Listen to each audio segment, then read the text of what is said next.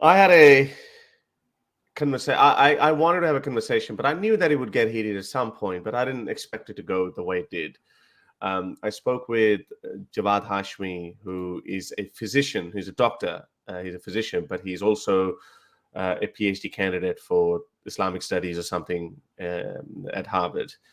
And he invited me a couple of years ago to come to Harvard at Harvard itself and have a conversation and have a debate with him there. But obviously then COVID happened and then so many things happened and these things, it just never materialized. So eventually we got around to it and we said, okay, let's just have a chat. But he came in very hostile. And he came well prepared. He had the opening statement and the closing statement. And if you listen to it, both the opening and closing statements are the same. So which is something I never want to do. And I didn't do in this case either, because I just went in, have a conversation, free-flowing conversation, minus a moderator. I insisted that there's going to be no moderator because I do have a record of being able to communicate with people without moderators, people from the opposing worldview. For example, I've spoken with I've spoken with Hamza Ali Abbasi, famous Pakistani actor. I've spoken with Mufti Uthman Farooq, the guy who apparently got stabbed, but then now people are saying he never did, whatever. Like I have, now that conversation was in Urdu as well. Now that guy was very hostile as well, but we kept the decorum. We, it was fine. It was a good conversation. There was it didn't turn into a shit show like this one did. I've spoken with so many other people as well. And Mufti Abu Layth, obviously, without a moderator. So that's what I thought. I thought, okay, but this guy is supposedly an academic. He's not like Ali Dab or Muhammad Jab, who would try to, be idiots, basically. But man, I was wrong. I was so wrong. He was quoting me. First half an hour was about the foreword that was written by Ali Rizvi for my book. The main argument that Ali Rizvi presented in that Enlightenment period led to the Western liberal democracies that we enjoy today, which, by the way, Jawad himself is a fan of. But then he started saying, well, Ali Rizvi has quoted Thomas Jefferson and Voltaire, and these guys were apparently Christians. Jefferson wasn't; he was a deist. But anyway, he was just quoting some facts where these guys showed some sympathy towards Christianity. So I was like, that's not the point. I said it multiple times. I think I even said it. I said, okay, for the fifth time, it doesn't matter what these people, what the beliefs of these people, what these guys believed in privately. Don't give out the whole debate so people go watch it. Just give us your overall take on it. Obviously, there are more nuances as well, so they can go and watch it. But I'm just saying that the argument was made that whatever these guys did, however they contributed towards the Enlightenment period, it ended up with the Western liberal democracies that we enjoy. And so his argument was that no, you can attain these liberal democracies even if you believe in religions. So I said, well, but you can, I agree. Yeah, well, I said, be that as it may, but we're talking about. So he was arguing. He was saying that we're saying that, but not with the classical interpretation of Islam. No, yeah, it's more, because not with the classical interpretation of Islam. So his interpretation, and this is what I said. I said, look, I don't see you as a threat, because if you're working as a modern, with your interpretation of Islam, and you're also working towards, a liberal democracy, then I have no problem with you. But I disagree with you. Okay, sure. How do you? Yeah, I see the liberal modern interpretation of Islam, this whole movement. Okay, I see that more destructive and more dangerous than Wahhabis and Salafis. But someone like him who says that I want the Muslim world turn into like these liberal democracies we have in the West. Yeah, Muslim world. I agree. No. Here's what you have to differentiate in these debates. I want the Muslim world to become like that as well. I just don't want Islam, the Muslim world versus Islam. Okay, the Muslim world can be liberalized. The Muslim world can be modernize. Okay, Muslims can liberalize. Muslims can reform. Muslims can modernize. All of that is possible. It's just Islam cannot liberalize. Islam cannot modernize. Islam is the one that should not. Islam can reform. Islam is the one that should not be reformed, because Islam reformed is more dangerous. It's actually destructive. But that's not the argument for me. But anyway, you guys go watch it. I want to have a debate with him. I think I want to. Yeah, well, I don't know. I don't know. I'm done with this guy. So there's so many other points. For example, he picked on what I wrote in my book, that a Christian church, the Catholic Church held science and scientists hostage, or treated them as their own asset, and obviously Giordano Bruno being an example, being burnt at stake. So a lot of these people say that Bruno was not burnt at stake because of his science, but because of his philosophy and theology. Now, the argument is that his theology and philosophy actually changed, which was considered heretical, because of his science. His science was that there are multiple worlds out there. Like he saw every star is a sun, and innumerable world Are you going to go over every single point of this debate? Because no, we're not going to go every single. So I'm just discussing some major points. So I said what that led to his philosophy and theology, which was considered heretical by the church, and hence he was burnt. Again, he was saying that's not the case. He was just targeted for his philosophy and blah blah blah. So anyway, I think all his points were refuted, but then when you go back and forth, minus a moderator, it can turn ugly, and I think that's what. And then by the end, he just called me, "Oh, you're a bigot," and and then he apologized. Oh. So when it turned into a shouting match, then he apologized, because I called him an idiot. Then I said, well, you know what, he's just like any other cleric. He's just a more. I mean, I was showing a lot of patience. Anyone who knows me, I mean, even you and I, we get, we get really passionate. But anyway, because you and I. How was that mentioned? Was brought up? Oh yeah, so he was talking about someone like you, Harris, who's a decent-looking guy or whatever. You want to take advantage of, have multiple sexual relationships, and then he turned into a Kikachu. He went into the fertility rate argument. Wait, I was brought up when you discussed your sexual partners.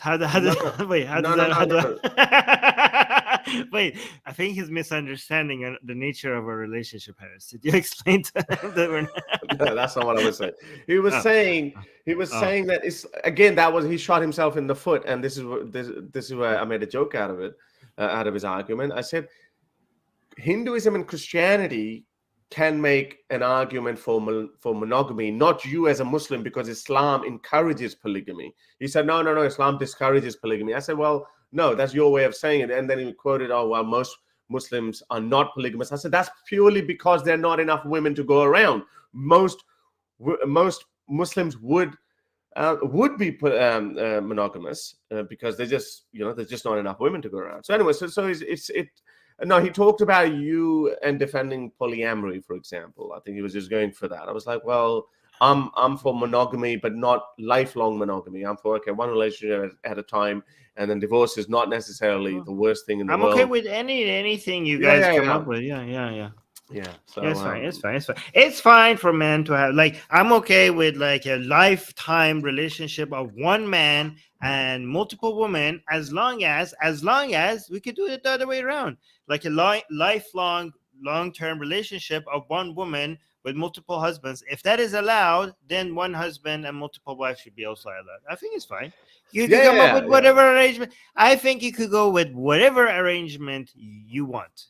Any arrangement you want, it should be allowed. That's what I think. He got caught out on a couple of things. He tried to teach me philosophy, but then I asked him, can you tell me Aquinas? Because we were going back and forth, I actually called it ensembles for cosmological arguments, but actually I know that because later on I did say the right thing. I said, well, can you quote Aquinas for cosmological arguments?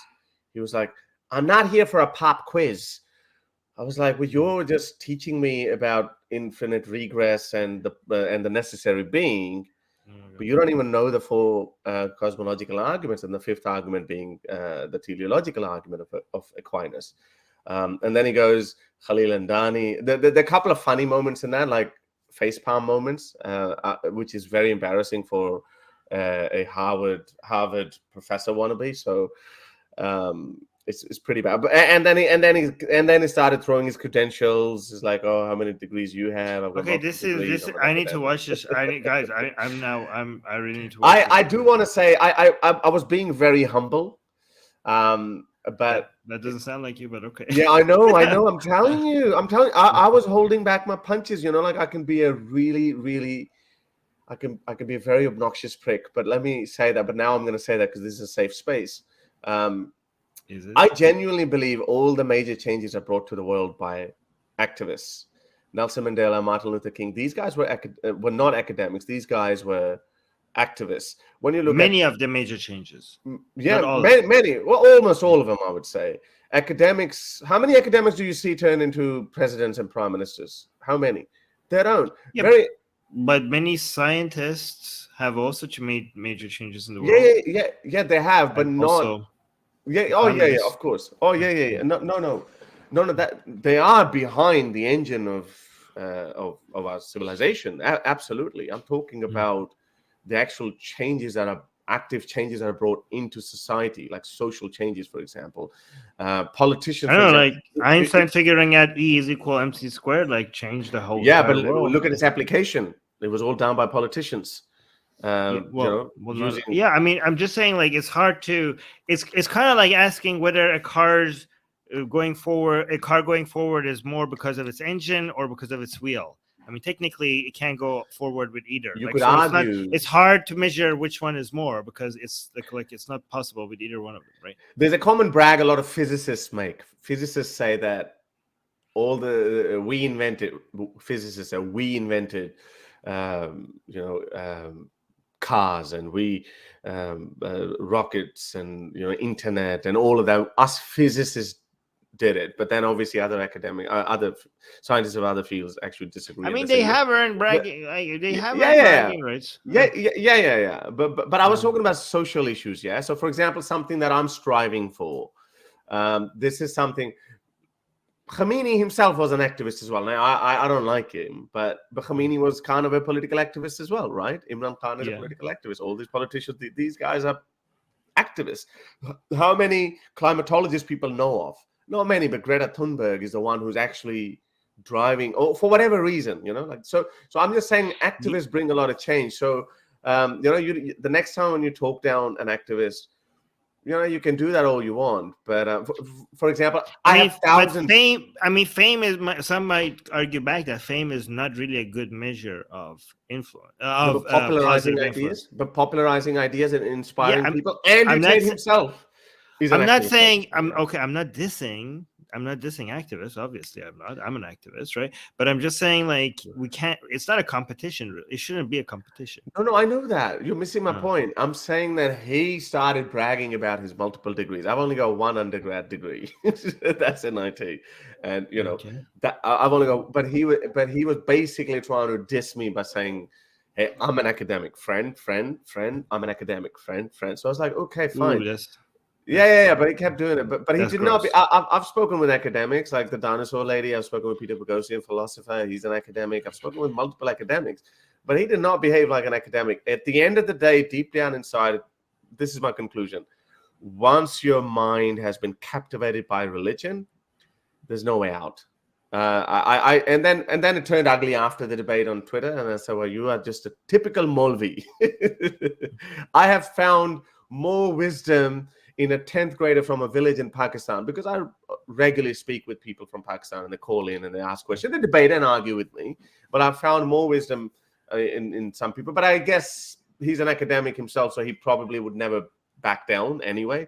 So that's how, anyway, so just go and watch the debate. It is a bit painful at times because some other academics who actually do follow me, they have written to me as well. And they've said that, like it was painful to listen to. I was really looking forward to it, but they just couldn't follow because there were too many interruptions. They said from both sides, fair enough. I'm willing to take that on board. I did mute myself multiple times so I don't butt in, but he didn't do it. He only did it once, and that was a good monologue from me. But anyway, anyways, we should move on because we're 15 minutes. Okay, so yeah, go watch this on there Harris you go. Sultan's channel. By the way, this gentleman here, he's an academic himself. And luckily, well, I can proudly say he's one of the academics who actually changed the outlook on Islam because of me. He used to listen to me, used to follow me. He read my book, and he is a professor at a university in England. And then he became an ex-Muslim after reading my book and watching my video. And obviously, it's not that. That's not all. I always say that, of course, you along the way, you would have been influenced by other people as well. So that means nothing. So I mean, I do respect academics. No. But what Arabic translated means is saying that academic doesn't necessarily mean you're right, because there's so many other academics who are on the other side of theology. Of Jawad Hashmi. So he said, my friend Khalil Andani wrote an 800-page dissertation saying what kitab actually means. So I said, what a waste of time, 800-page dissertation to say what kitab means. I said, you know what? That's how academic paper works. Yeah, but that's bad. It's not really a waste of time, because to prove that when Allah says that this is a final book for everyone, he said the Arabic word is kitab. He said, well, kitab doesn't mean how traditional scholarship understood it to be. I said, well, you know what? I'm just going to go with the classical interpretation of Islam, okay? To have your questions answered on the next live stream, become my patron today. You can do so with as little as $1 a month. Link in the description below.